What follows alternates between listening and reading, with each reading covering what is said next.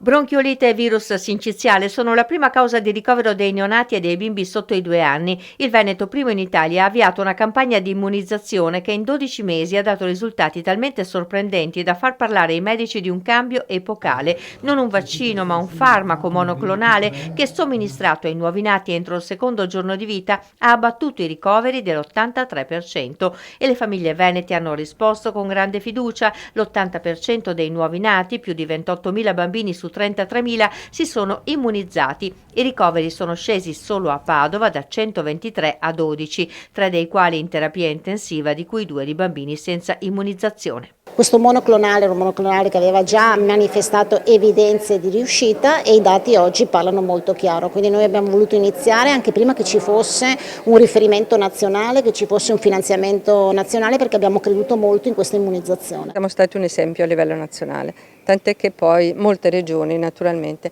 hanno visto la nostra delibera e l'hanno fatta di conseguenza, hanno preso coraggio per poterla affrontare e a un certo punto, quando è diventato un disegno nazionale, abbiamo anche cercato dove possibile di poter dare delle dosi, perché non tutti i bambini potevano avere questo tipo di immunizzazione. È una cosa epocale, perché in pratica le bronchioliti sono quasi sparite e questo ha un impatto importantissimo sulla funzionalità degli ospedali, ma anche sul numero di visite che i pediatri devono fare, sulle famiglie che perdono il lavoro perché i bambini si ammalano e sui costi, perché un costo di un ricovero in terapia intensiva è altissimo, quindi anche dal punto di vista economico la spesa che è stata fatta è stata compensata. Siamo già in fase di oggi con Azienda Zero per la nuova gara per quanto riguarda appunto il monoclonale e vorremmo anche iniziare già non da novembre a ottobre, se riusciamo, con l'immunizzazione presso appunto i punti nascita, per poi coinvolgere però comunque, come nel 2024, tutti i bambini nati durante l'anno 2025, anche quelli oltre la stagione invernale. Sappiamo da dati certi che circa il 30-40% dei bambini che hanno la bronchiolite poi sviluppano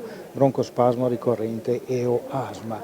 Adesso noi stiamo seguendo i bambini che hanno fatto l'immunoprofilassi, perché siamo certi che riusciremo anche a ridurre il numero di bambini che svilupperanno asma, quindi stiamo parlando di prevenzione primaria dell'asma, che attualmente non esiste. Sappiamo l'importanza del gregge dal Covid. Certo. In questo caso si sconfiggerà in questa maniera se si riesce a debellare la presenza del virus. Certamente sì, quindi la storia delle vaccinazioni e dell'immunizzazione ci insegna che quando riusciamo con un vaccino, in questo caso con un anticorpo monoclonale, a ridurre la circolazione, noi la allontaniamo. È ancora presto per dire se scomparirà del tutto, ma la storia della medicina questo ce lo insegna e noi speriamo che sia così.